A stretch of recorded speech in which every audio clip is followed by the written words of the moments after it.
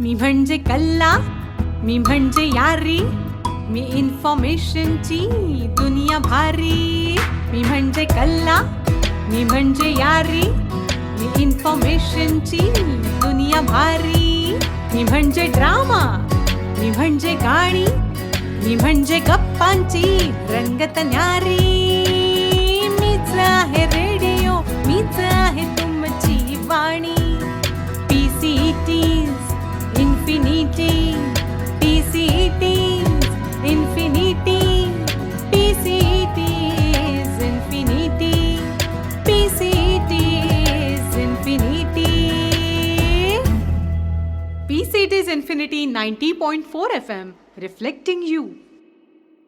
नमस्कार, तुम्ही ऐकत आहात PCTs इन्फिनिटी 90.4 FM आणि मी तुमच्याबरोबर आहे तुमची रेडिओ मैत्रीण RJ मैत्री. सोयरे सहचर या मालिकेमध्ये सगळ्यांचं मनापासून स्वागत आहे. ह्या मालिकेत आपण प्राण्यांविषयी बोलतो आहोत, प्राण्यांच्या वेलबिंगविषयी बोलतो आहोत.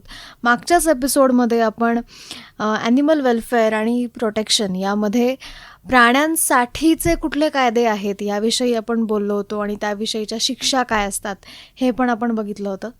या भागामध्ये साधारण आपण ऐकतो की वृद्धाश्रम असतात किंवा आई वडील जेव्हा म्हातारे होतात त्यांची सोय होत नसते. हे दुर्दैव आहे, पण त्यांना वृद्धाश्रमात ठेवलं जातं. तर अशी कुठली सोय प्राण्यांसाठी असते का याविषयी आज सारंग आपल्याशी बोलणार आहे. हाय सारंग. हाय मैत्री. आज थोडा दुःखद विषय आहे, पण आता बोलावं लागेल. काय सांगशील ह्याच्यामध्ये? जेव्हा आपण वृद्धाश्रम म्हणतो ते नॉर्मली वृद्धाश्रम म्हणलं की एक आई वडील म्हाताऱ्यांसाठीच आपण हे करतो, पण असे पण संस्था आहेत जे आपल्या पेट्सला वृद्धाश्रमासारखं ॲडजस्ट करतात किंवा ॲडमिट करतात. आता ह्याच्यामध्ये काय काय कारणं असतात? एक तर जो ओनर असतो किंवा पेट पॅरेंट असतो त्याला प्रत्येकजणच खोटं बोलतो अशातला भाग नाही. जेन्युइनली आजारपण असतात की ज्याच्यामध्ये मे बी त्यांना ॲलर्जी डिटेक्ट झाली आहे किंवा अजून काही सिव्हिअर डिझिसेस आहेत ज्याच्यामध्ये त्यांना त्या प्राण्यांचे हाल होत आहेत ते दिसतंय आणि ते त्यांचे हाल होऊ नयेत म्हणून मग त्यांना एक ऑल्टरनेटिव्ह सोल्युशन काहीतरी लागतं. तेव्हा मग ते सरेंडर ऑफ पेट हे जे आपण म्हणतो की गिव्हअप करणं थोडक्यामध्ये, म्हणजे त्यांची इच्छा असो नसो त्यांना दुसरा पर्याय राहत नाही. सो मग त्याच्यामध्ये जसं मी म्हणलं की ओनरला आजारपण आहे काहीतरी किंवा इकडचं एखादं तुम्ही पेट हे केलं. तर समजा बँगलोरमध्ये मी राहतोय, मी तिथे एक पेट अडॉप्ट केलं, रेस्क्यू करून अडॉप्ट केलं आणि आता जर का मला नोकरी निमित्ताने मला मला देशच सोडायची वेळ आली तर मग नॉट नेसेसरीली मी जिकडं जाणार आहे तिथं ते पेट अलाव होईल नाही होईल हा पुढचा भाग.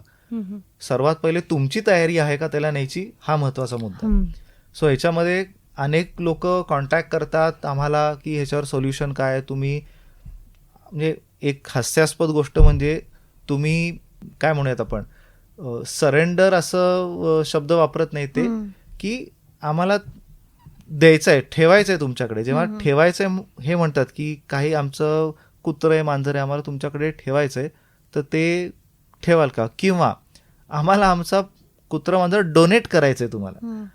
ते डोनेट तुम्ही वस्तू करू शकता, जिवंत ह्याला प्राण्याला तुम्ही डोनेट करू शकत नाही. सो हे मला खूप डोक्यात जाणारी गोष्ट आहे. पण मग त्याच्यावर खूप आमचं चर्चा होतात. ह्याच्यामध्ये खरोखर जेन्युइन काही असा इश्यू असेल तर त्याच्यामध्ये ओल्ड एज होम्स असतात ज्याला आपण प्रॉपर शेल्टर्स जे म्हणतो की जे लाईफ टाईम फीस चार्ज करून तुम्हाला अलाव करतात ॲडमिशन. त्यांचा फॉर्म डिक्लेरेशन भरून द्यायचा, पण एकदा तुम्ही तिथं ॲडमिट केल्यानंतर तुम्हाला क्लेम करता येणार नाही.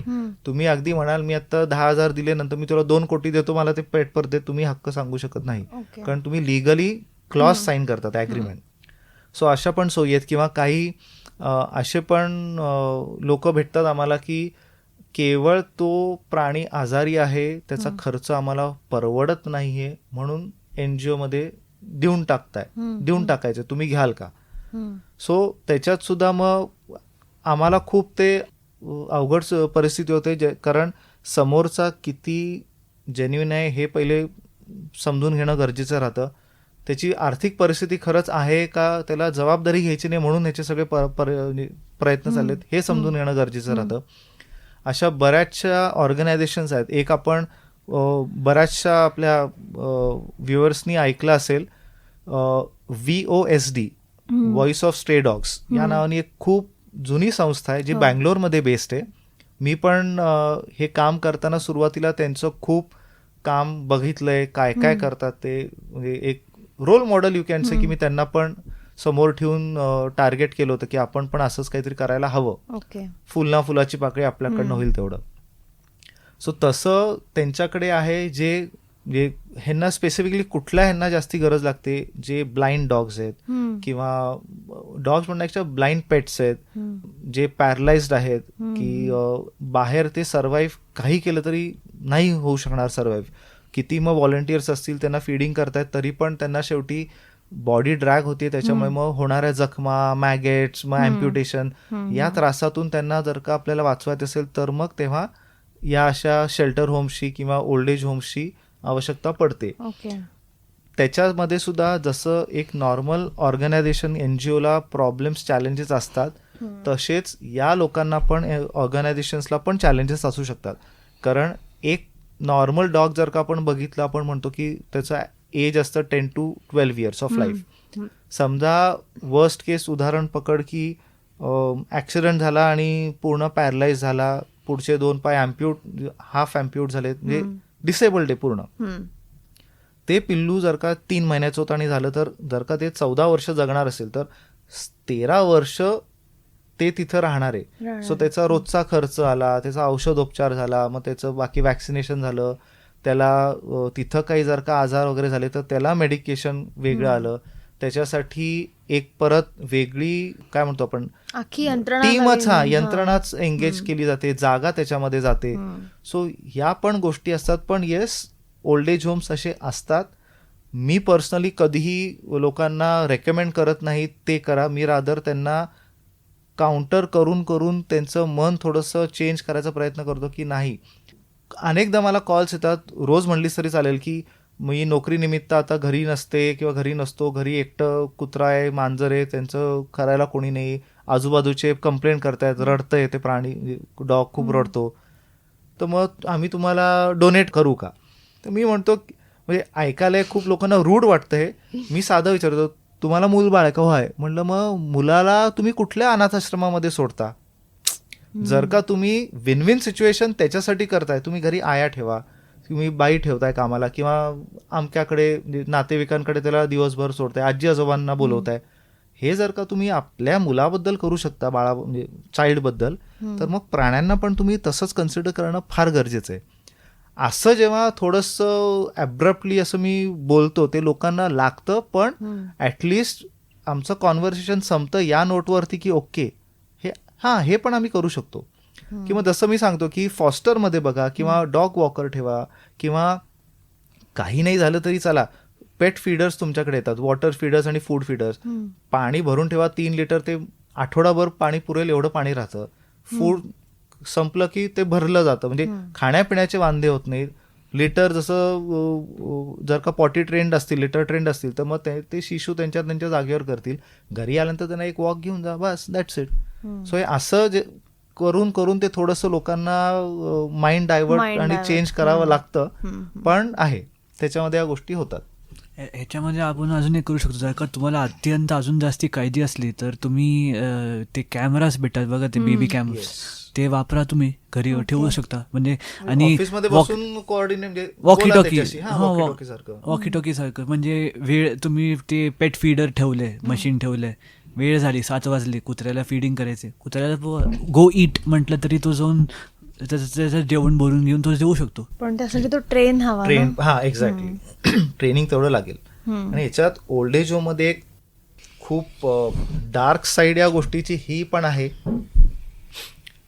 जेन्युइन किती आहेत मला लोक विचारतात, मी तेवढ्यासाठी सांगतो, मी रेकमेंड कोणालाही करत नाही. त्याच्या मागचं मेन कारण हेच आहे, कारण आम्हाला माहिती आहेत अशी उदाहरणं की तिथं 25-30 हजार वन टाइम फी पे करून लोकांनी पेट्स गिव्हअप केलेत. काही दिवसांनी तेच पेट तुम्हाला अबॅन्डन रिपोर्ट झालेला आहे, किंवा ते गेलेलं आहे, त्याला मारलं जातं किंवा विचार करू शकत नाहीस तू, एवढ्या वाईट परिस्थितीमध्ये त्या प्राण्याला शेवटचे दिवस काढावे लागतात. त्याच्यामुळे लोकांनी, मी एक तर पहिली गोष्ट परत रिपीट करतोय की या डिरेक्शनला शक्यतो जाऊ नये, पण अगदीच तुम्हाला पर्याय नसेल आणि जर का हेच आता करणं आहे, ॲटलिस्ट त्याची शहानिशा करून घ्या, त्याचं रिव्ह्यूज बघा, लोकांकडनं माहिती घ्या, किंवा एखादी ऑर्गनायझेशन तुम्ही शोधली आहे, जाऊन आलाय, त्यांना रेफरन्सेस विचारा की कोणी ऑलरेडी त्यांच्याकडे पेट सरेंडर केलेत ओल्ड एज होममध्ये, की त्यांचा अनुभव काय होता, मग त्यांची फॉर्मॅलिटी प्रोसेस काय असते, काय काय डूज अँड डोंट्स आहेत, किंवा पुढे जाऊन तुम्ही परत प्राणी तुमचा घेऊ शकता, नाही घेऊ शकत, काही करतात, काही नाही करत, या सगळ्या गोष्टींचा विचार करणं फार गरजेचं आहे. आणि त्याच्यासाठी ही खूप, मी म्हणलं तसं डार्क साईड पण आहे त्याची, पण ते लोकांनी हे लक्षात ठेवणं गरजेचं आहे की तुम्ही भलेही थोडे पैसे देऊन तुमचा प्राणी गिवअप कराल, पण पुढे त्या प्राण्याला काय काय यातना होऊ शकतात हा पण विचार करणं तेवढंच गरजेचं आहे. राईट. म्हणजे तो पण एक प्रकारचा त्यांचाही बिझनेसच असेल ना. एक्झॅक्टली. म्हणजे बिझनेस म्हणूनच बघत असतील. करेक्ट. रिसर्च नेसेसिटी खूप एक्स्ट्रा रिसर्च. खूप. तर जसं मी सुरुवातीला इंट्रोडक्शनमध्ये म्हणाले होते की माणसांसाठी वृद्धाश्रम असतात, तसं प्राण्यांसाठी कुठली सोय आहे का, तर ती आहे, पण ती तेवढी रिलायबल नाही. आणि त्या बाजूला शक्यतो जाऊच नये, आणि जावंच लागलं तर पूर्ण शहानिशा करून जावं. क्या बात आहे. म्हणजे हा फारच वेगळा विषय आहे. असं काहीतरी अस्तित्वात आहे आपल्या आजूबाजूला, हे माहीत पण नव्हतं. सो ह्या नोटवर मला असं वाटतं की फार काही बोलणं किंवा त्याच्या सांत्वनपर काहीतरी बोलणं ह्याच्यापेक्षा मला असं वाटतं जितकं आपण आपल्या प्राण्यांना आपल्याजवळ ठेवून सांभाळू शकतो, त्यांची जेवढी काळजी आपण घेऊ शकतो, तेवढं पैसे देऊन कोणी का घेईल ना. आणि ट्रस्ट मी, जेव्हा तुम्ही स्वतः ती इच्छाशक्ती दाखवता की मी एक नाही 10 पावलं जाईन किंवा 10 गोष्टी गिव्हअप करीन माझ्या, जस्ट टू रिटेन दॅट पेट, त्याला माझ्या बरोबर ठेवण्यासाठी तुम्हाला एक नाही 100 लोक अशी मिळतील जे तुम्हाला मार्गदर्शन करतील आणि मदत त्याहून जास्ती करतील. पण